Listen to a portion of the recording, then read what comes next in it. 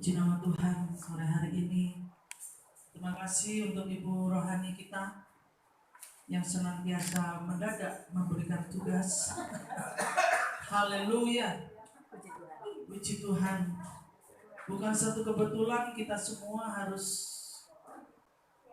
sewaktu-waktu harus siap untuk tugas apapun. Amin. Kalau engkau diberi berkat, misalnya, nih saya kasih uang dolar. Oh, enggak, tante, saya nggak siap, tante. Saya nggak siap uang dolar. Kenapa? Terlalu banyak. Ya. Sama seperti itu, saudara. Ya. Tuhan tidak pernah beringkar janji. Ya. Ketika kita diberi pelayanan, itu kita diberi suatu kehormatan. Amin.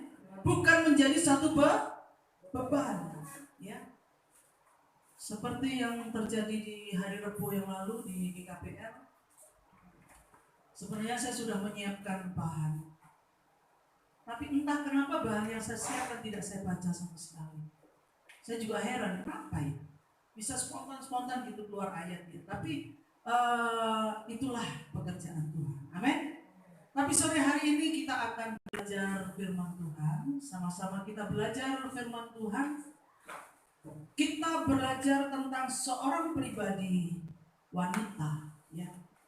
Wanita yang diceritakan di dalam Alkitab yaitu wanita yang bijaksana, wanita yang cantik, wanita yang teguh, dan bahkan dia suatu hari menjadi istri seorang raja.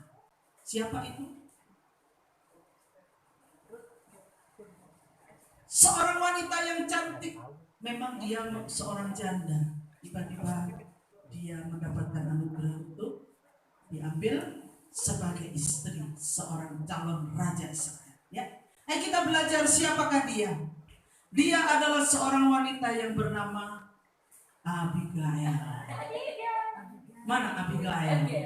Ya, Abigail. Ya, mungkin banyak orang yang mungkin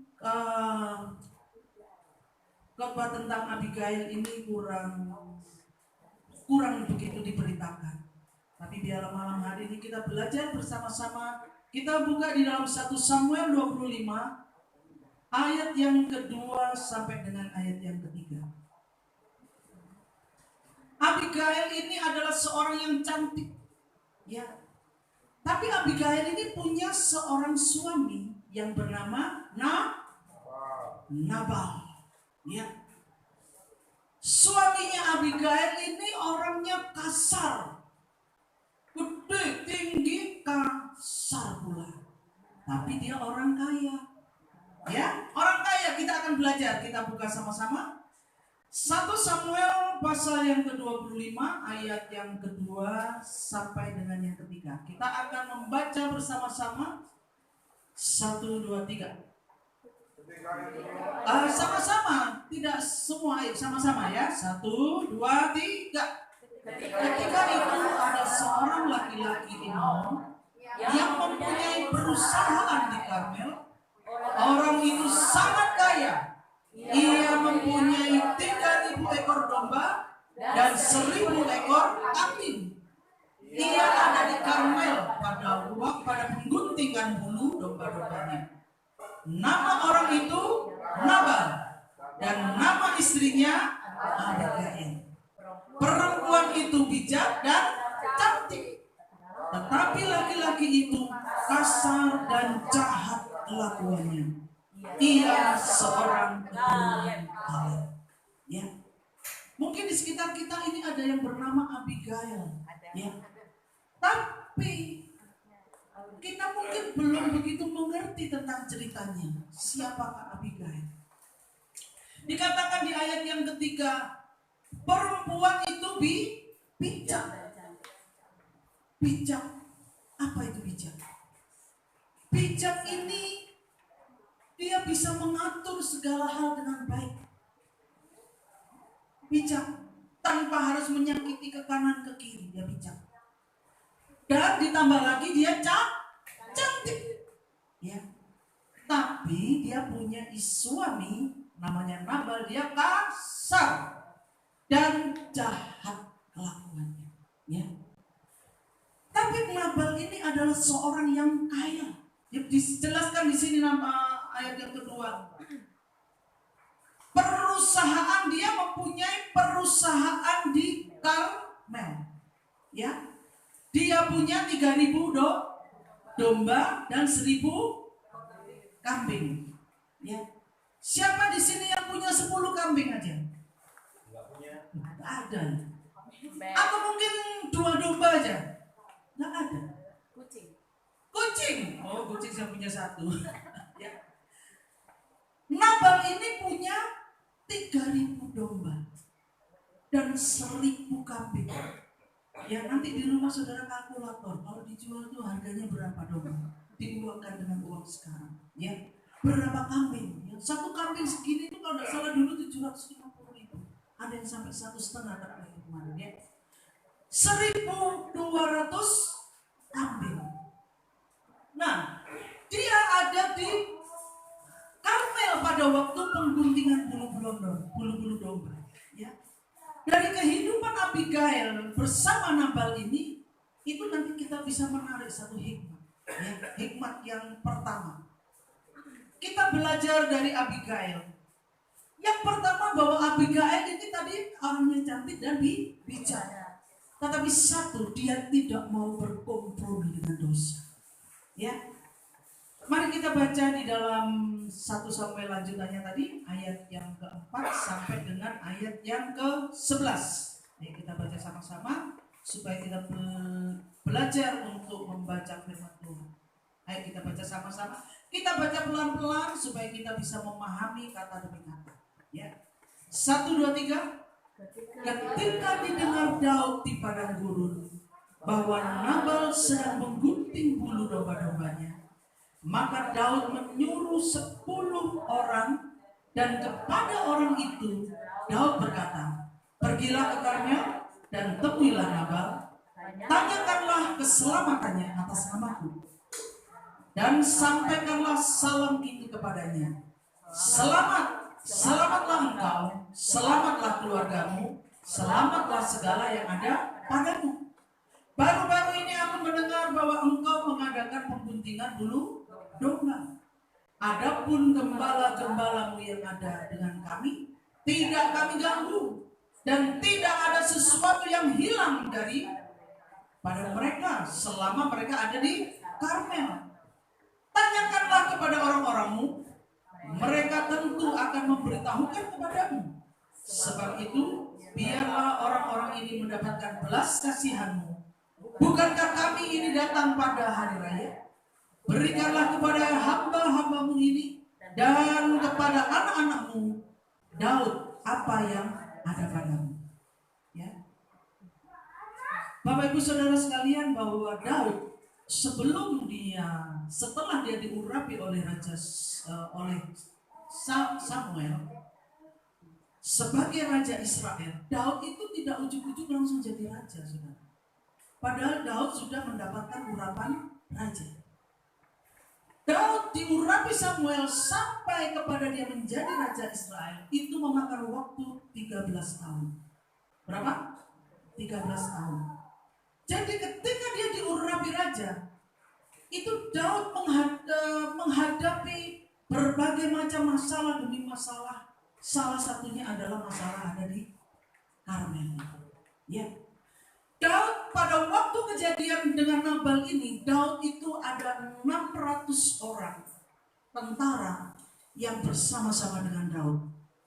Ya, ada 600 orang tentara yang bersama-sama Daud. Nah, dia tahu Nabal dan dia tahu Abigail. Ini sebenarnya pada waktu Daud itu merantau karena dia dikejar-kejar oleh Raja Saul. Ya, nah, Daud itu beserta dengan 600 tentaranya itu tahu kalau Nabal itu mengadakan pengguntingan bulu domba.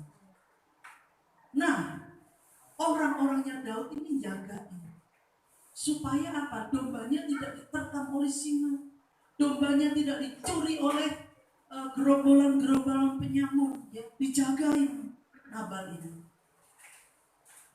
Entah sudah berapa lama Abigail ini hidup dengan Nabal, tapi pastinya Abigail ini seorang yang cantik dan bijaksana itu tidak merasa nyaman dengan tingkah Nabal yang kasar itu. Ya.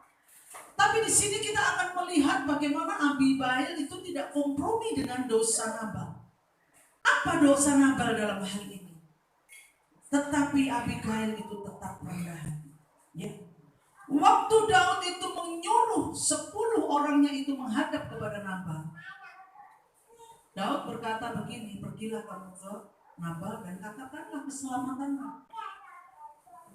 Maksudnya Daud bahwa selama ini orang-orang mengadakan guntingan bulu domba, itu aku yang menjagain. Sehingga dijelaskan di sini tidak ada satupun barang yang terhilang. Ya, di ayat yang keberapa itu? Tanyakan kepada mereka, orang-orangmu, mereka tentu akan memberitahukan kepadamu. Sebab itu berilah orang-orang ini belas kasihan. Yang dikehendaki Daud ini hari raya, kamu pengusaha, berilah kepada orang-orangku ini yang menjagai beberapa belas kasihan, ya. Sebab itu biarlah orang-orang ini mendapat belas kasihanmu. Bukankah kami ini datang pada hari raya? Ya kan? Berikanlah kepada hamba-hambamu ini dan kepada anak-anakmu Daud. Apa yang dilakukan oleh Nabal? Memang Nabal ini benar kasar. Ya. Dalam hal ini, Abigail tidak mau berkompromi dengan kejahatan Nabal. Ya, Abigail tetap mau hidup benar di hadapan Tuhan. Apakah dalam kehidupan kita ini mudah berkompromi dengan dosa? Ya, mari kita lanjutkan pembacaan ayat kita di ayat yang ke-9 sampai dengan ayat yang ke-11. Mari kita baca sama-sama. 1, 2, 3. Ketika orang-orang Daud sampai di sana, berkatalah mereka kepada Nabal atas nama Daud, tepat seperti yang dikatakan kepada mereka. Kemudian mereka menanti. Yang nunggu mereka ini. Ayat yang ke-10. Tetapi Nabal menjawab anak buah Daud. Itu katanya, siapakah Daud? Siapakah anak Isai itu? Pada waktu sekarang ini ada banyak hamba-hamba yang lari dari tuannya. Masakan aku mengambil rotiku, air minumku, dan hewan bantaianku yang kubantai bagi orang-orang pengguntingku untuk memberikannya kepada orang-orang yang aku tidak tahu dari mana mereka datang. Marah. Ya, acap kali kita menemukan orang-orang yang seperti Nabal ini. Siapa itu Daud? Aku tidak kenal Daud. Ngapain kamu tiba-tiba minta bingkisan, minta belas kasihan?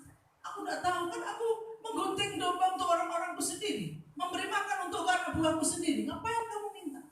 Ya. Padahal Nabal tidak tahu. 10 orang yang diminta untuk menghadap dia itu adalah suruhan Daud. Dia tidak tahu siapa Daud. Ya, ataukah mungkin dia tahu, tapi karena dia pelit pura-pura tidak tahu. Siapa itu Isai? Siapa itu Daud? Emang gua pikirin. Ya mungkin kalau di Jakarta dia akan bilang seperti itu Nabal. Ya, kan ini perusahaan-perusahaanku sendiri. Padahal dia tidak tahu. Selama anak buahnya itu mengerjakan pengguntingan domba itu, anak-anak buah Daud itu menjaga siang dan malam. Tapi Nabal ini tidak punya rasa terima kasih. Ya, dia marah-marah sama anak buah Daud. Nabal tidak tahu siapakah Daud. Daud adalah orang yang diurapi Tuhan menjadi raja.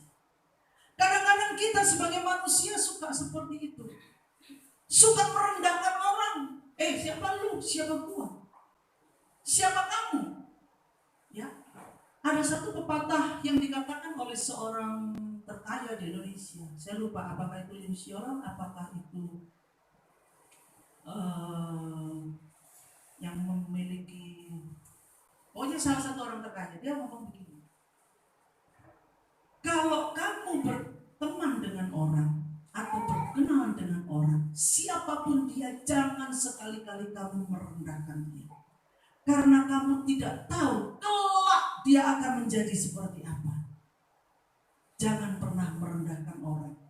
Walaupun kayak contoh sekarang ya, Presiden kita Jokowi itu dulu adalah seorang anaknya seorang pembuat kayu, penjual kayu di desa Jawa Tengah sana.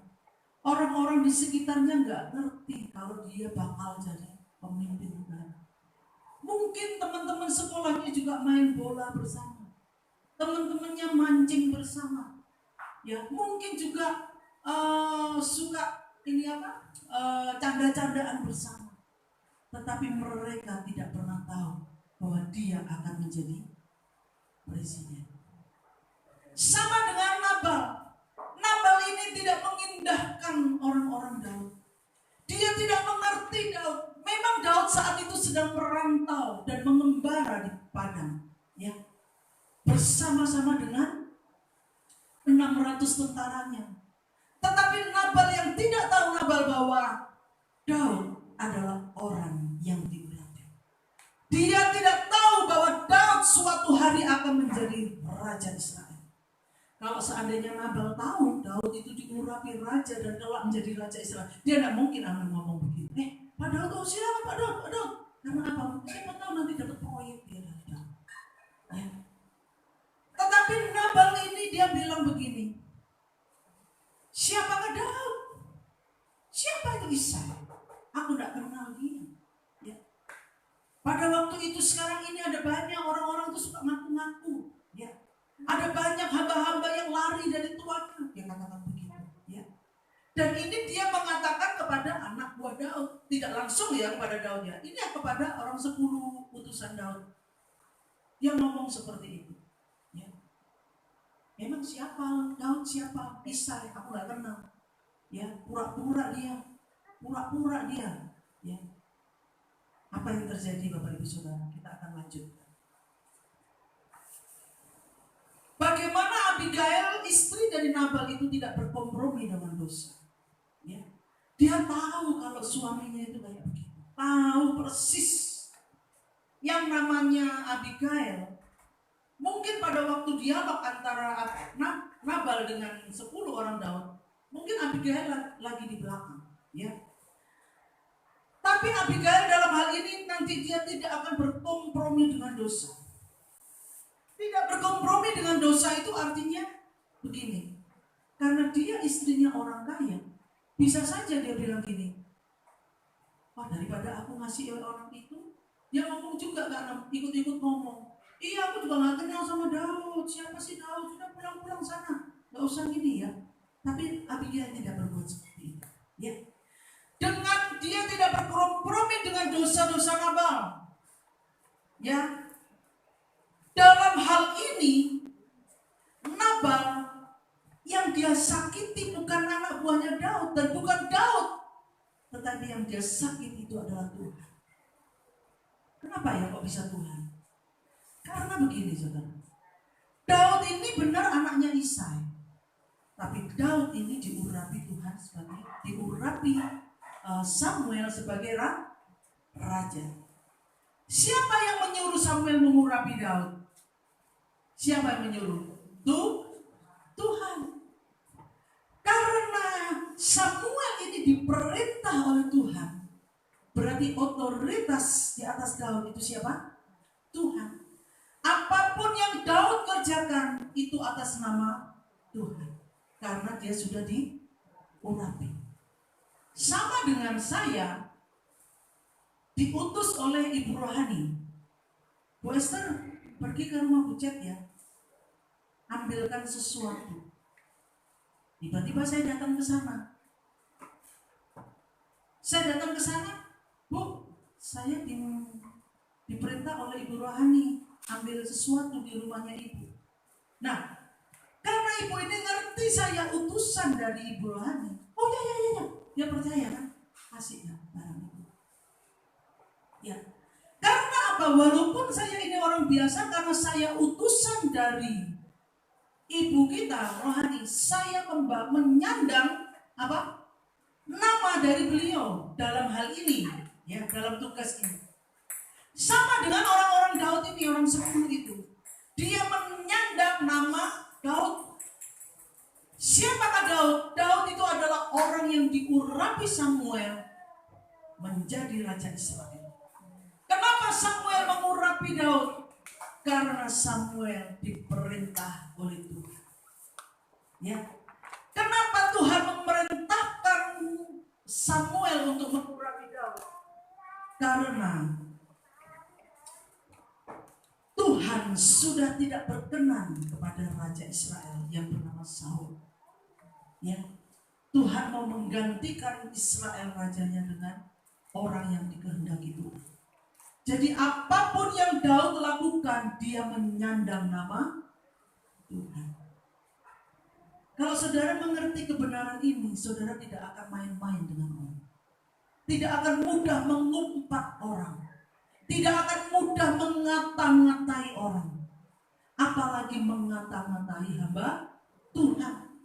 Siapapun orangnya yang sudah diurapi Tuhan, dia adalah orangnya Tuhan.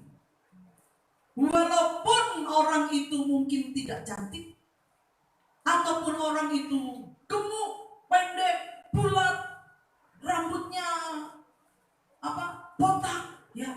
Tapi kalau dia diurapi Tuhan, dia menyandang nama Tuhan.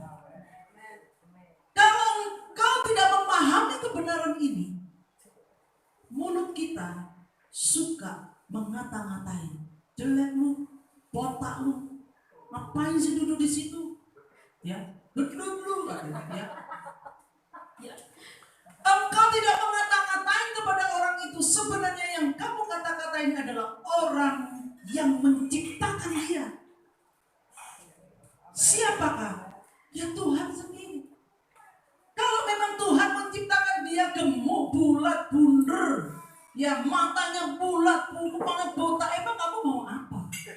Memang yang menciptakan dia mau menciptakan orang model seperti itu. Dan kita yang diciptakan menjadi orang yang cantik jelita tiada taranya, juga pun jangan sombong. Gue cantik loh, ya cantik guys, gua ya. Itu pun jangan sombong. Suatu hari pun Tuhan bisa merendahkan dia. Ya, kalau memang dia itu hitam, kelam, ya rambutnya keriting lagi, ya hitam lagi, ya. Juga jangan dikata-katain, hei hitam lu, jelek lu, ya. Ngapain sih kamu deket-deket sama gua? Ya. Jangan berkata-kata yang sia-sia. Memang sengaja kita ini mengatakan sesuatu mungkin candaan, tetapi itu adalah perkataan sia-sia. Hati orang itu yang mengatakan orang seperti itu pentingnya. Walaupun kita menjadi orang yang cantik jelita, tiada taranya, jangan sekali-kali. Ya. Nabal ini adalah orang yang kaya secara manusia. Ya iyalah orang kaya yang datang ini pesuruh-pesuruh. Dia mengatakan seenaknya saja, tapi dia tidak mengerti kebenaran. Dan dia tidak tahu bahwa orang-orang ini adalah suruhan dari Daud, orang yang diurapi Tuhan. Sebenarnya yang disakiti oleh Nabal itu bukan 10 orang ini, dan juga bukan Daud, tapi yang disakiti itu adalah hati Tuhan. Nanti kita akan baca dan kita lihat apa yang dilakukan oleh Tuhan. Ya. Kita akan belajar dari Abigail, seorang wanita istri dari Nabal yang jahat, ya, yang hidup dengan berhikmat. Ya. Ini Abigail itu berhikmat dia, ya, dan dia tidak mau berkompromi dengan dosa. Mari kita lanjutkan pembacaan ayat kita di ayat yang ke-12 sampai dengan ayat yang ke-13. 1, 2, 3. Lalu orang-orang Daud itu berbalik pulang, dan setelah sampai mereka memberitahukan kepadanya tepat seperti yang dikatakan kepada mereka. Jadi apa yang dikatakan Nabal tadi disampaikan semua kepada Daud. Ayat yang ke-13. Kemudian berkatalah Daud kepada orang-orangnya, kamu masing-masing sandanglah pedang. Lalu mereka masing-masing menyandang pedangnya. Daud sendiri pun menyandang pedang. Sesudah itu kira-kira 400 orang maju mengikuti Daud, sedang 200 orang tinggal menjaga barang-barang. Ya. Jadi begitu Daud dilaporin seperti itu, langsung Daud bangkit, sandang pedangmu, dan langsung ambil pedangnya. Apa kira-kira yang mau dilakukan Daud? Apa coba? Itu Nabal mau ditembak sama Daud, mau dibunuh. Bukan hanya Nabal, tapi semua laki-laki di rumah Nabal itu akan dibunuh sama Daud. Marah. Ya. Ini Daud lagi marah. Ya. Dia ambil pedangnya. Anak buahnya itu tiba-tiba 400 orang pada ikut semua. Ayo kita hajar Nabal, hajar Nabal. Waktu jalan. Ya. Bapak Ibu Saudara sekalian, kadang-kadang kebodohan kita itu membawa bencana bagi orang di sekitar kita. Kira-kira kalau kita berpikir, katakan pegawainya Nabal yang laki-laki, dia kan tidak ngerti apa-apa dalam hal ini. Seandainya Daud itu tiba-tiba membunuh semua laki-laki yang di situ dan semua orang yang ada di situ, apa yang terjadi? Bahwa kebodohan Nabal membuat celaka orang lain. Kebodohan Nabal membuat kematian orang lain. Kebodohan Nabal membuat orang di sekitarnya itu celaka. Bukankah kita ini kadang-kadang juga seperti itu? Berlaku bodoh sehingga kita bisa mencelakai orang-orang di sekitar. Tidak berpikir panjang. Ya. Tapi Abigail ini adalah istri yang bijak. Coba kita buka di dalam Amsal 14 ayat yang ke-6. Amsal pasal 14 ayat yang ke-6.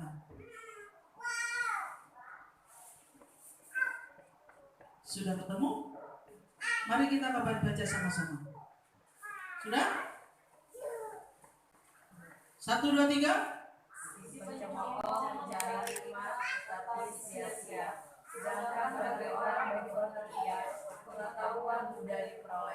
Amsal 14 ayat yang 6. Itu apa? Amsal 14 ayat yang ke-6. Oh, bukan. Mungkin Mazmur, sorry ya. Coba Mazmur pasal yang ke-14 ayat yang ke-6.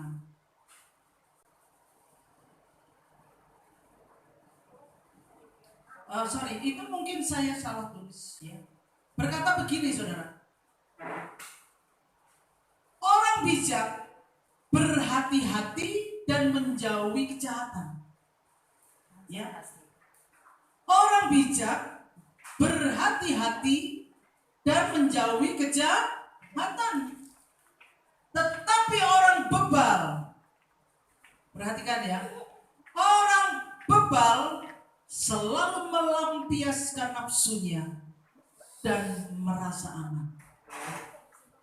Orang bebal itu suka emosi dan meluapkan sesuatu yang sia-sia. Ya, dia merasa wah dirinya itu adalah tidak pernah bersalah. Ya. Orang bijak itu berhati-hati. Apa? Ayat 16 ya, Amsal 14 ayat yang ke-16. Oh, satunya hilang. Oke ya. Ayo kita baca sama-sama. 1, 2, 3. Orang bijak berhati-hati dan menjauhi kejahatan. Tetapi orang bebal melampiaskan nafsunya dan merasa aman. Ya.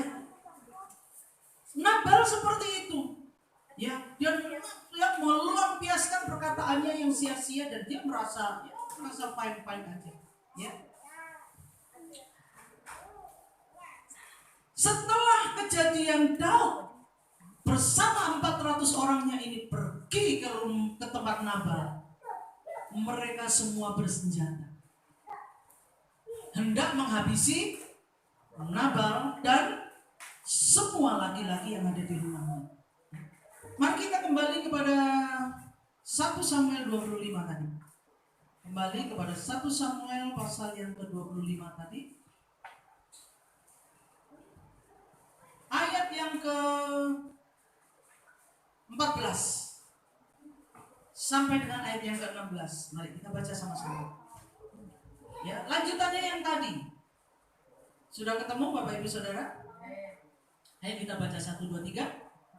Tetapi kepada Abigail istri Nabal telah diberitahukan oleh salah seorang bujangnya, katanya, ketahuilah, Daud menyuruh orang dari padang gurun untuk memberi salam kepada Tuhan kita, tetapi ia maki-maki mereka. Padahal orang itu sangat baik kepada kami. Mereka tidak mengganggu kami dan kami tidak kehilangan apa-apa selama kami lalu lalang. Ketika kami ada di ladang, mereka seperti pagar tembok sekeliling siang dan malam selama kami mengembalakan domba-domba di dekat mereka. Ya, jadi rupanya pegawai dari Nabal ini lapor kepada Abigail istrinya. Ya, lapor apa yang terjadi di sana. Orang-orangnya Daud datang dan dimaki-maki sama Tuhan itu. Ya. Dimaki-maki. Selama bujangnya Nabal ini lapor kepada Abigail, ini Daud dan 400 orangnya sedang bergerak ke rumah Nabal. Ya. Abigail ini di samping cantik, bijaksana, dia tidak kompromi dengan dosanya Nabal. Dia ini adalah wanita yang berhikmat. Ya. Ayat yang ke-24 dan 26 sampai ke 37. Ayat yang ke-24. Ya, jadi setelah pegawainya Nabal tadi lapor kepada Abigail, apa yang terjadi?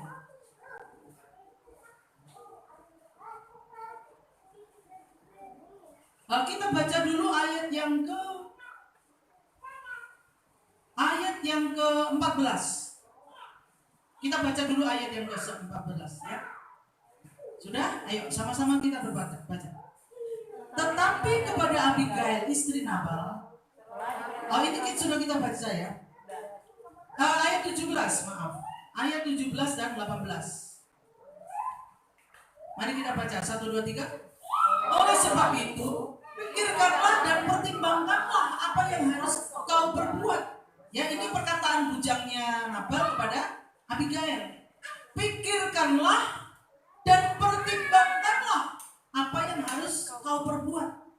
Sebab telah diputuskan bahwa celaka akan didatangkan kepada Tuhan kita dan kepada seisi rumahnya, dan ia seorang yang dursila, sehingga orang tidak dapat berbicara dengan dia. Ya. Jadi rupanya bujangnya Nabal ini ngerti rencana orang-orang Daud yang 400 itu mau datang menggeruduk rumahnya Nabal dan semua akan dibantai. Ya. Kita lanjut di ayat yang ke-18. Lalu segeralah Abigail mengambil 200 roti, 2 buyung anggur, 5 domba yang telah diolah, 5 sukat berti gandum, 100 buah kue kismis, dan 200 kue ara. Dimuatnya semua di atas keledai. Ya. Jadi rupanya Abigail ini bikin gulai dari 5 domba yang sudah diolah. Ya. Karena anak buahnya tadi ngomong, Nyonya, pikirkan dan pertimbangkanlah hal ini. Orang-orang di rumah ini akan dibunuh oleh Daud oleh karena kelakuan Tuhan. Ya, saya katakan tadi apa? Kebodohan Nabal membuat orang di sekitarnya itu celaka.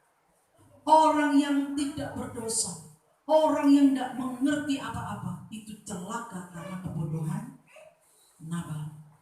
Dia orang yang dursila dikatakan di sini, ya. Nah, ini kebaikannya Abigail. Apa yang dilakukan? Dia tanpa harus basa-basi, tanpa rundingan sana sini, apa yang dilakukan Abigail? Dia mengambil 200 roti, 2 puyung anggur, 5 domba yang sudah diolah, 5 sukat berti gandum, dan 100 buah kue kismis, dan 200 kue arang. Ya, bayangkan rotinya ada berapa? 200 roti ditambah 100 buah kue kismis, jadi 300, ditambah 200 kue arang. Dia memberi 500 makanan. Karena anak buahnya Daud berapa? 600. Dia kasih 500 makanan. Plus 2 puyung anggur. Plus 5 domba yang sudah diolah menjadi sop domba, gulai domba, sate domba, apalagi stiknya domba. Mungkin dia masak yang satu lagi dimasak rendang domba, satu lagi domba gulai. Itu bijaksananya Abigail. Ya, dia menutupi kesalahan suaminya dengan bertindak dengan hikmat. Sudah tidak perlu ngomong Nabal lagi, tidak perlu ngomong suaminya lagi. Kalau ngomong suaminya bisa-bisa dia dibantai sama suaminya. Ya, dia langsung siap naikkan semua ke keledai. Ya, dia mau ini wanita luar biasa ini Abigail. Dia seorang wanita akan menghadapi orang yang emosi mau bunuh. Saudara, saya kasih tahu ya. Kalau saudara tahu orang itu sudah membawa pisau mau bunuh orang, dia mau bunuh orang, berani nggak kamu datang? Ya, pasti saudara lari. Orang bunuh. Jangankan menghadapi, dengar saja dia pembunuh, saudara pasti sudah mati. Ya. Tapi Abigail ini, dia punya pribadi yang berani. Saya yakin dia orang yang berani, ya. Jadi dia ini adalah orang yang sangat berani. Ya. Di dalam Abigail ini sebelum dia bertemu dengan Daud, ya dia akan sebelum Daud marah, dia bawa makanan ke sana. Apa yang tertulis di sini coba?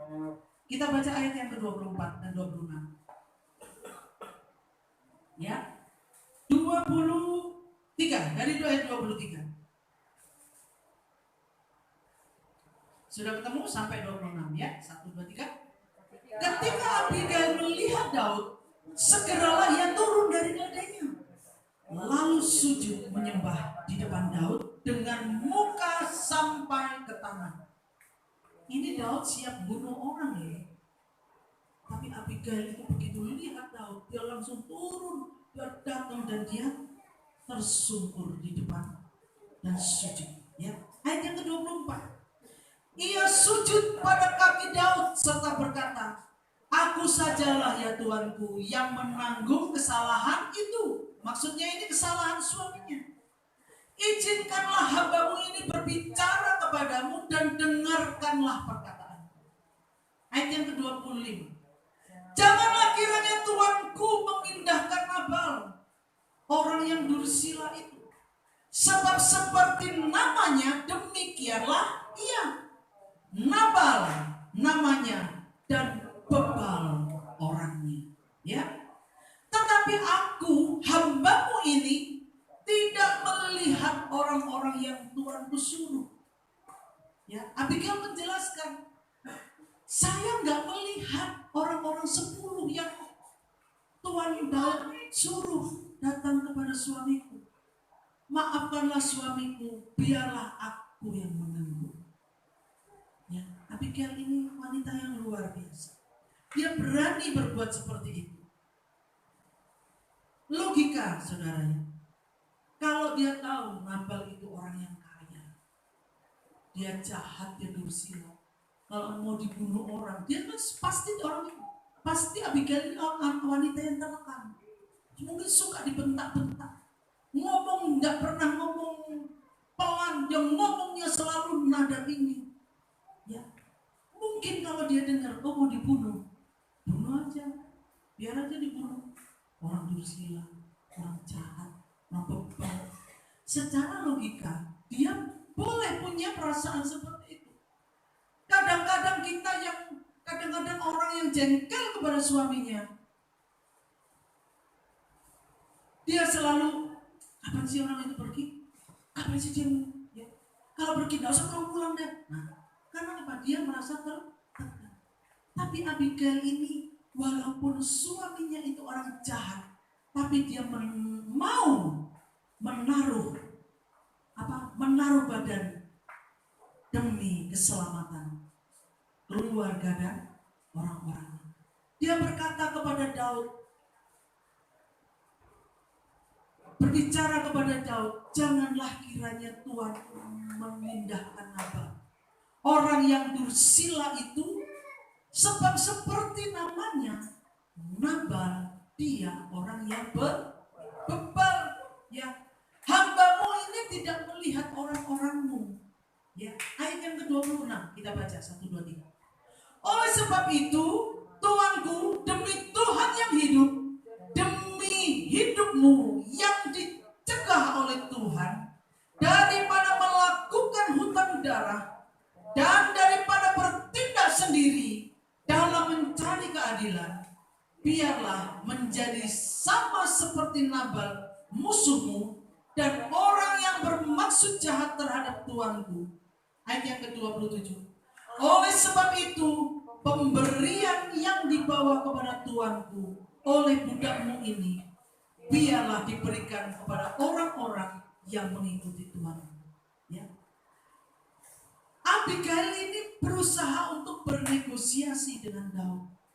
Daripada engkau nanti membunuh orang, dan engkau pasti akan berhutang darah. Karena apa? Orang yang menabur akan menuai. Kalau dia membunuh, ya suatu hari dia akan mendapatkan celaka. Ya. Abigail ini mengingatkan Daud, demi Tuhan yang hidup dan demi hidupmu, supaya dicegah Tuhan daripada melakukan hutang darah, daripada mencari apa di sini, daripada bertindak sendiri mencari keadilan. Ya. Kadang-kadang kita ini suka seperti itu, ya, mencari jalan sendiri, cari keadilan supaya apa? Membenarkan diri, ya, membenarkan diri. Ya. Ini yang dihadapi itu Daud, orang yang emosi, saudara. Ya, bisa saja dia tidak mendengarkan Abigail, bisa saja loh ya, bisa saja pembawaan Abigail itu dia buang semua, bisa saja berbuat seperti itu. Tapi Daud diberi belas kasihan. Ya. Daud diberi belas kasihan. Ya. Abigail mengingatkan Daud untuk tidak berbuat dosa. Mengingatkan Daud supaya tidak membunuh, supaya dia tidak berhutang darah. Ya. Dan Abigail itu orangnya rendah. Dia mau sujud di depan Daud. Ya. Kita melihat dari cerita ini, hikmat disertai dengan tindakan itu bisa menyelamatkannya. Ya, hikmat yang disertai dengan tindakan itu bisa menyelamatkannya. Abigail ini berhikmat, dia siapkan semua, ya, sehingga apa? Orang-orang di rumahnya itu selamat dari tangan Daud. Ya. Secara manusia, logika, pemberian Abigail apa sih? Cuma 5 domba yang diolah. cuma 500 makanan, termasuk kue kismis. Logika ini ya, kalau dia menghabisi itu semua domba itu jadi milik Daud. Artinya cuma 500, 200 kue kismis, 200 kue ara, cuma 2 buyung air anggur. Bagi Daud gak ada artinya. Bisa aja dia manusia, emosinya buang aja semua, aku gak ada artinya. Bapak habis, dia bapak habis. Semua yang ribuan domba itu akan jadi miliknya Daud. Tapi dia cuma dikasih 5 domba yang diolah. Ya. Dalam hal ini berarti Abigail diberi belas kasihan melalui Daud. Diberi belas kasihan. Kalau roti yang dikasihkan tadi kalau di total jumlahnya cuma 500. Orang-orangnya Daud itu ada 600 tentara. Berarti satu orang dapat 1. Kurang. Logika. Kalau dari Daud, bantai aja semua. Zaman dahulu udah seperti sekarang. Kalau zaman sekarang mungkin ada yang videoin, kemudian diviralkan, panggil polisi. Zaman dulu nggak ada seperti itu. Karena ini ada di padang dulu. Ya. Bisa saja dibantai anak buahnya, wanita-wanitanya diambil, ya, diperkosa dan sebagainya. Ribuan domba dan ribuan kambing itu diambil. Perusahaannya yang di Karmel itu diambil. Bisa. Tetapi Daud diberi belas kasihan untuk belas kasihan kepada Abigail. Artinya apa, saudara? Orang yang merendahkan hati seperti Abigail, dia bilang di sini, begitu dia melihat Daud, apa yang dilakukan? Dia sujud.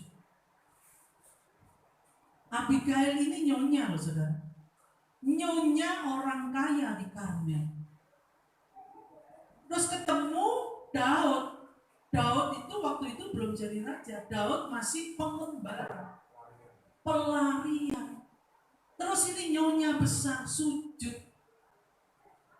Mau gak saudara jika saudara sebagai berposisi sebagai Abigail?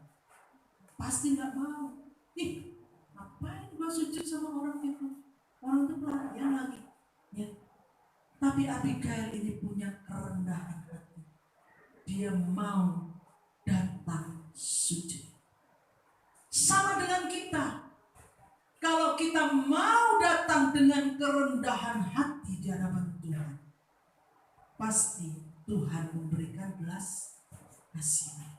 Walaupun hari itu mungkin ada hukuman yang akan didatangkan kepada kita, tapi karena kita datang sujud, seperti yang dilakukan Abigail, dan kita berkata-kata menjelaskan Tuhan, berbelas kasihanlah kepadaku.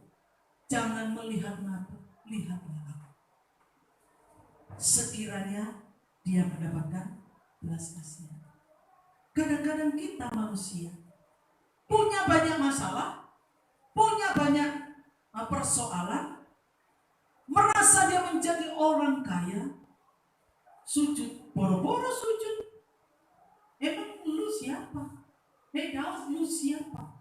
Gua siapa? Siapa lu? Siapa? Gua. Bukankah banyak orang yang suka seperti itu?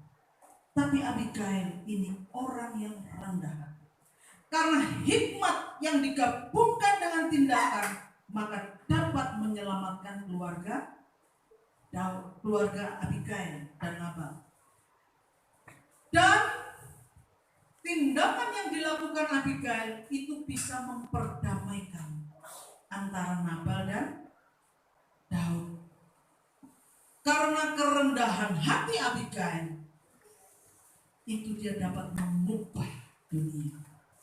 Ya.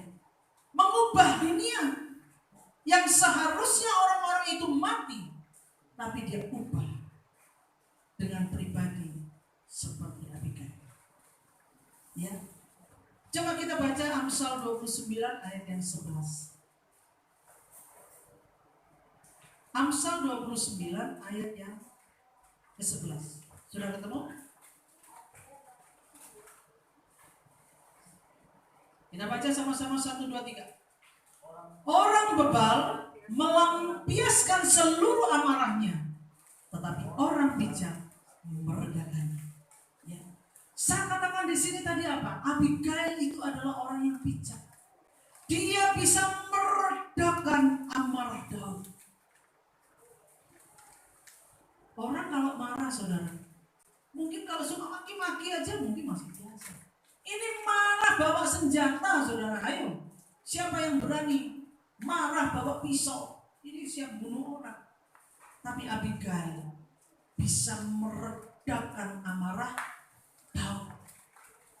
Dia bisa mengubah situasi, dia mengubah suasana, dan dia mengubah keputusan Daud karena pribadi Abigail yang bijaksana. Dia bisa mengubah Daud. Kalau dia tidak bisa mengubah, ini taruhan, saudara. Dia menghadap ini. Bisa-bisa Daud, siapa kamu Abigail? Minggir kamu, mana Nabal? Bunuh Nabal, laki-laki akan terjadi pembunuhan. Ya. Tapi melalui pribadi yang bernama Abigail, orang yang bijak. Padahal pemberiannya Abigail itu tidak seberapa, saudara. Ya. Kalau Daud ini dikuasai amarah, habis itu orang ini. Dan kalau Daud ini bisa serakah, itu semua domba yang ribuan itu jadi miliknya Daud. Pasti sudah. Dan orang-orang ini kalau tidak mau mati, dia akan jadi budaknya Daud. Budak, saudara tahu apa? Suruh-suruh. Ambilkan sana. Sini badanmu capek, pijitin. Pijitin. Walaupun kamu capek, pijitin. Sana ambilkan botol di sana, bawa ke sini. Budak. Ya, suruh-suruh, harus mau. Kalau tidak mau, dia ambil itu pedangnya, bunuh. Budak. Dia tidak punya hak sama sekali. Tetapi orang bebal melampiaskan seluruh amarahnya. Tetapi orang bijak itu meredam. Ya. Jadi kita harus mengetahui, saudara, posisi diri kita. Apakah kalau suami marah atau mungkin keluarga marah, kemudian engkau tambah menyulut kemarahan dan akhirnya menjadi perang dunia ketiga di rumah tangga itu. Kita orang-orang yang sudah mengenal Tuhan, wanita-wanita di tempat ini haruslah bisa meredakan amarah. Ya. Kalau suami marah, saudara jangan ikut marah. Suami nada tinggi, saudara lebih tinggi lagi. Itu akan jadi perang. Tapi Abigail, dia bisa meredakan amarah. Ini pribadi yang luar biasa. Coba kita buka di dalam Matius 7 ayat 24. Orang yang berhikmat itu bukan saja orang yang mengetahui saja bagaimana cara melakukan firman Tuhan dalam kehidupan sehari-hari. Matius 7 ayat yang ke-24. Sudah ketemu? Sudah ya? Kita baca sama-sama 1, 2, 3. Setiap orang yang mendengar perkataanku ini dan melakukannya, ia sama dengan orang yang bijaksana, yang mendirikan rumahnya di atas batu. Ya. Firman Tuhan mengatakan orang yang bijaksana. Ya. Setiap orang yang mendengar perkataanku dan melakukan. Ya. Banyak orang suka mendengar perkataan Tuhan. Apa itu perkataan Tuhan? Firman Tuhan. Firman Tuhan disampaikan oleh siapapun yang menyampaikan di tempat ini. Engkau mendengar lalu melakukan. Di sini disebut ia sama dengan orang yang bijak. Ya. Tapi acap kali kita suka hanya mendengar saja. Oh, aku tahu itu firman Tuhan. Oh, aku tahu itu firman Tuhan. Tapi tidak satu pun dari firman itu dia lakukan. Ya. Walaupun engkau setiap hari datang di persekutuan, setiap hari engkau berdoa, mungkin setiap hari engkau melayani Tuhan, tapi engkau hanya mendengar firman Tuhan saja, tetapi engkau tidak pernah melakukan, itu pun menjadi sia-sia ibadah kita. Tapi di sini setiap orang yang mendengar firman dan melakukannya, ia sama seperti orang yang bijaksana mendirikan rumahnya di atas batu. Ayat yang ke-25. Kemudian turunlah hujan, datanglah banjir, lalu angin melanda rumah itu, tetapi rumah itu tidak rubuh, sebab didirikan di atas batu. Banyak orang yang menjadi pendengar saja, tetapi tidak pernah melakukan. Aku tahu firman, aku tahu firman ini, aku tahu firman ini, hanya sekedar tahu, tetapi tidak pernah melakukan. Tapi kalau orang mendengar firman dan dia melakukannya, ia seperti orang mendirikan di atas batu. Teguh dia. Ketika angin itu datang, angin itu bisa berbicara masalah. Banjir datang, banjir itu masalah, saudara. Pernah nggak berbanjiran? Ya, dia tetap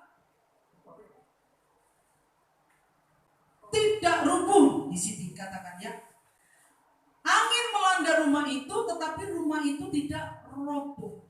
Artinya apa? Walaupun engkau diperhadapkan dengan masalah apapun di dalam hidup ini, kalau engkau teguh di dalam firman Tuhan, engkau tidak akan goyah. Engkau tidak akan menjual imanmu. Engkau tidak akan lari ke sana, lari ke sini seperti orang kebingungan. Banyak orang Kristen, dia bingung. Aduh, aku sakit gak sembuh-sembuh. Aduh, aku begini-begini mulu. Datanglah dia ke orang pintar. Kenapa dia datang ke orang pintar? Orang itu kok disebut pintar? Ya karena kamu bodoh. Iya enggak? Dia disebut orang pintar karena kita yang bodoh. Iya enggak? Itulah orang yang mendirikan rumah di atas pasir. Kita lanjutkan ayat yang ke-26. Tetapi setiap orang yang mendengar perkataanku ini dan tidak melakukannya, ia sama dengan orang yang bodoh, yang mendirikan rumahnya di atas pasir. Saudara tahu bedanya pasir dan batu? Ya, batu itu kuat, tapi pasir itu tidak kuat. Ya.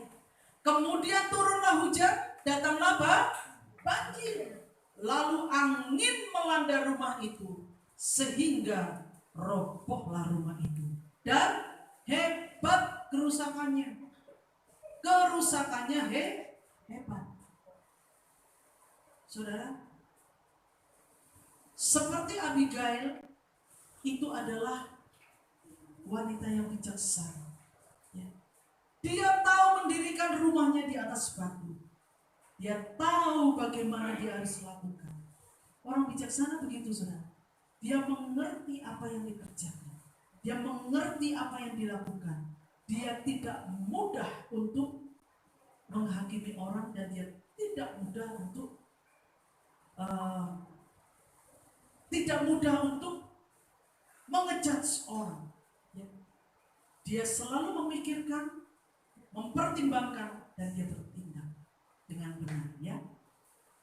Jadi orang yang mendengarkan perkataanku itu seperti orang yang mendirikan rumah di atas batu. Ya. Hikmat itu bukan diukur dari gelar, ya, tetapi dari apa yang dengan sadar kita perbuat. Dan hikmat itu bukan hanya soal mempelajari kebenaran, melainkan menerapkan kebenaran itu di dalam diri. Ya, menerapkan kebenaran yang sudah terima ini, menerapkan. Apa yang terjadi dengan Abigail tadi? Kita kembali kepada 1 Samuel pasal yang ke-25. Tadi terakhir di ayat yang ke-27, ya. Kita baca ayat yang ke-26, 1, 2, 3. Oleh sebab itu Tuanku, demi Tuhan yang hidup demi hidupmu yang dicegah daripada melakukan hutang darah dan daripada bertindak sendiri dalam mencari keadilan, biarlah menjadi sama seperti Nabal musuhmu dan orang-orang yang bermaksud jahat terhadap Tuanku.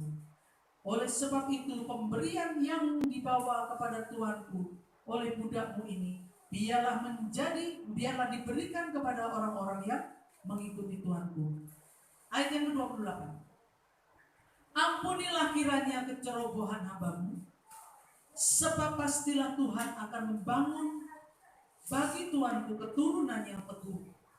Karena Tuanku ini melakukan perang Tuhan, dan tidak ada yang jahat terdapat padamu selama hidupmu. Ayat yang ke-29.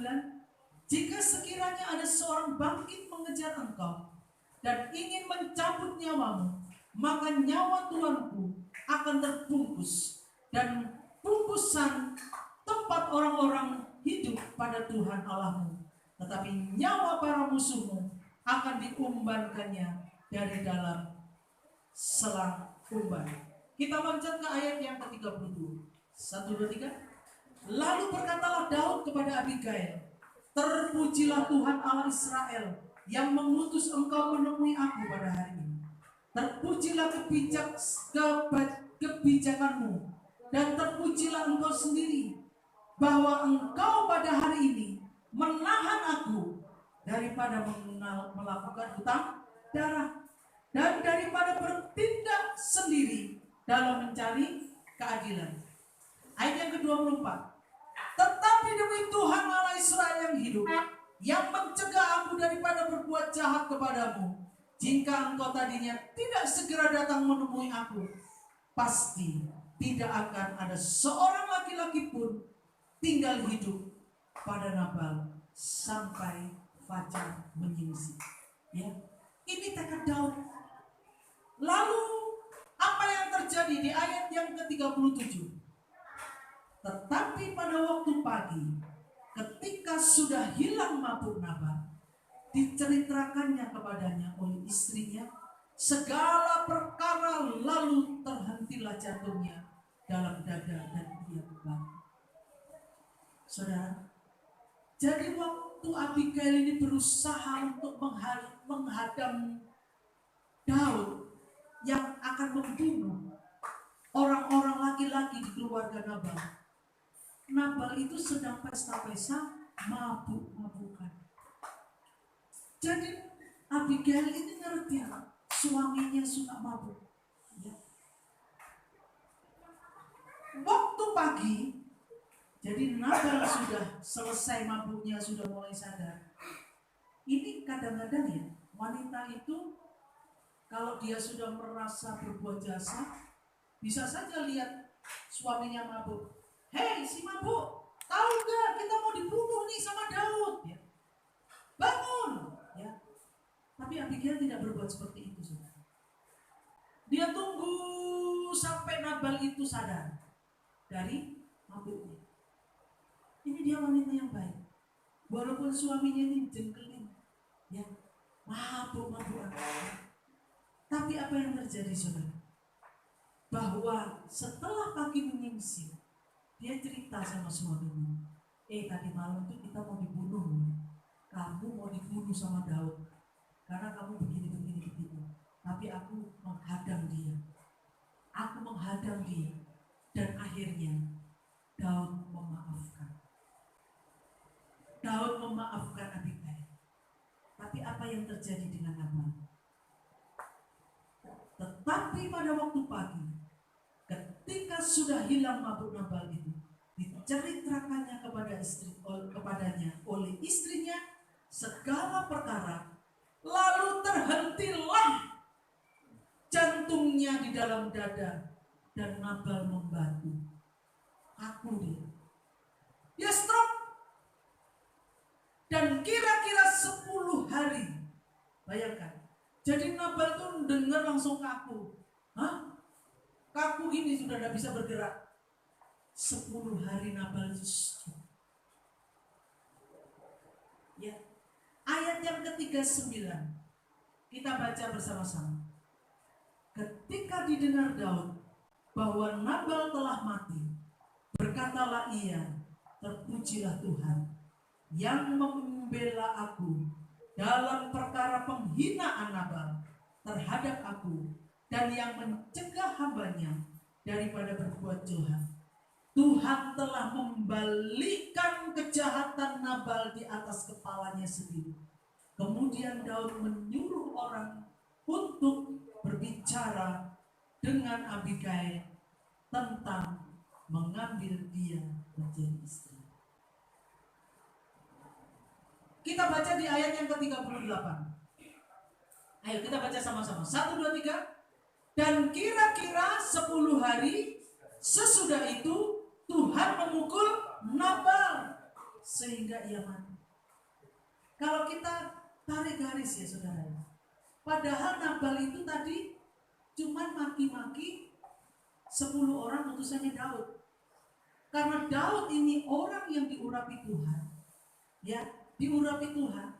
Yang marah bukan hanya Daud, tapi di sini yang marah Tuhan. Dipukul itu Nabal. Jadi kita bisa menarik kesimpulan.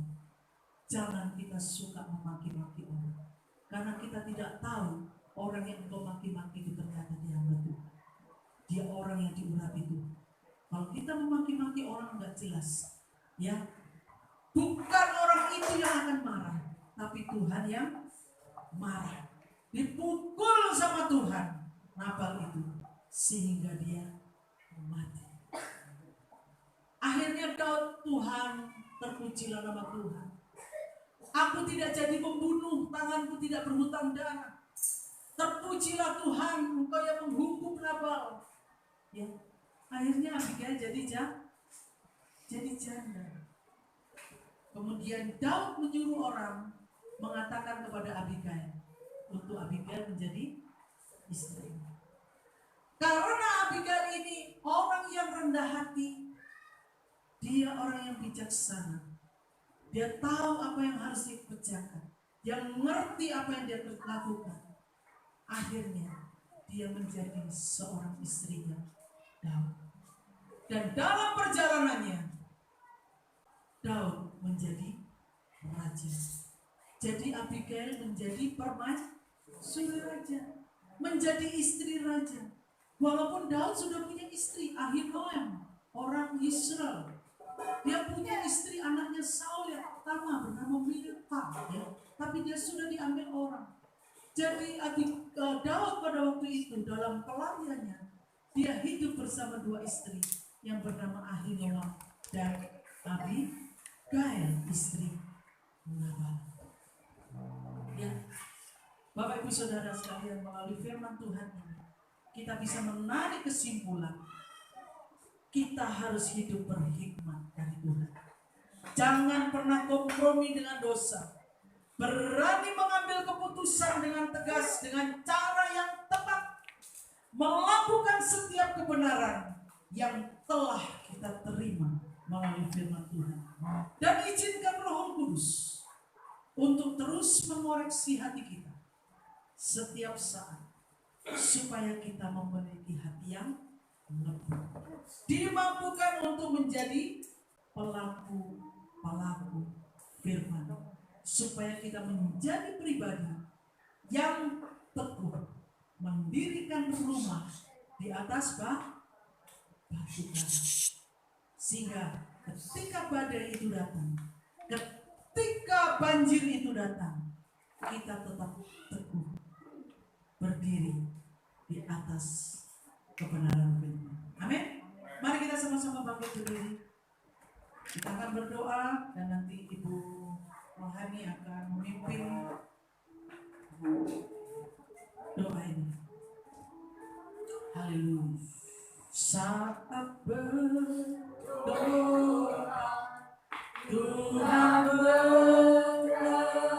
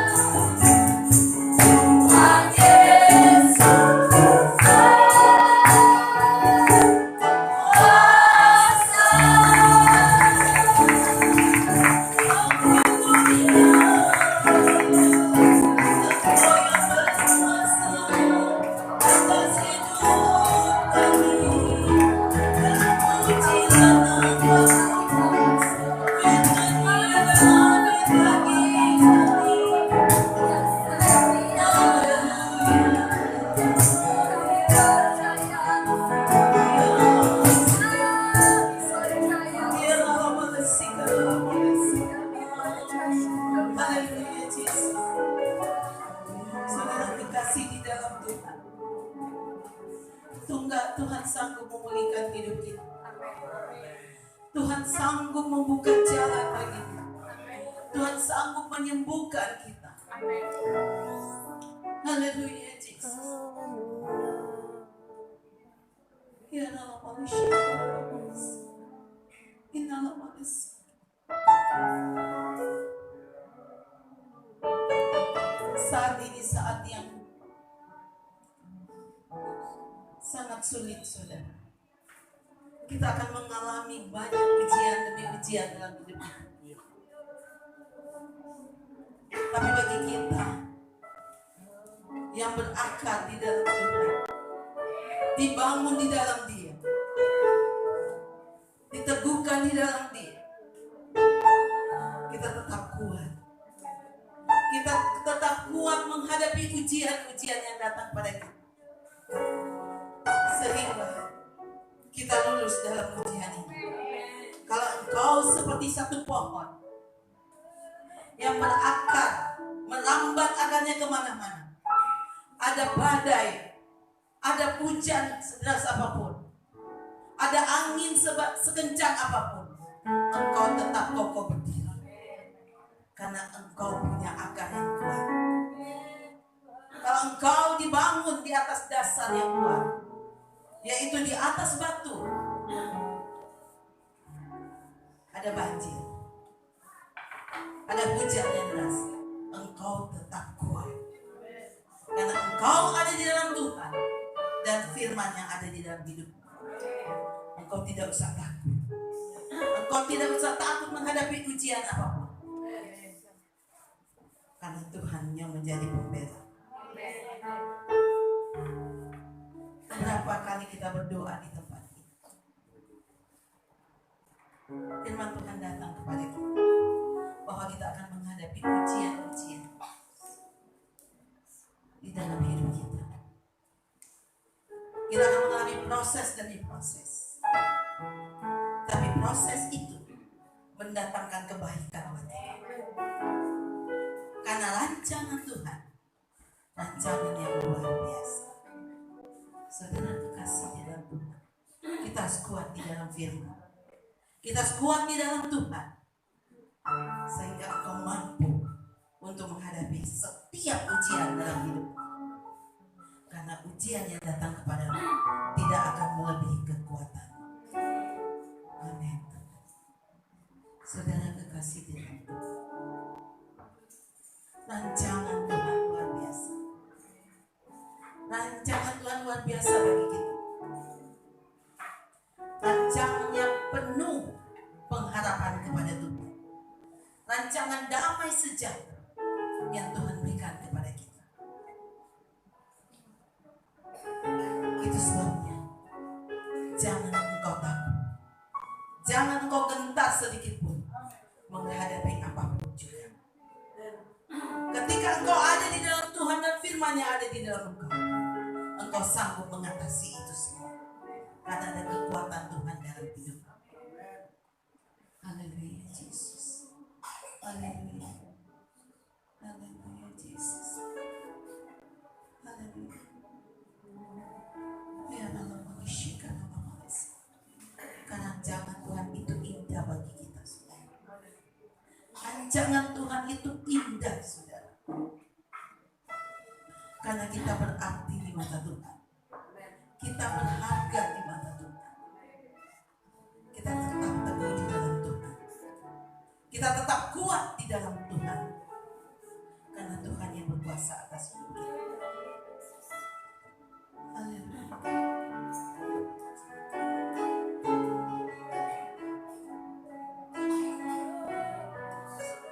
Haleluya Yesus. Tuhan Yesus berkuasa.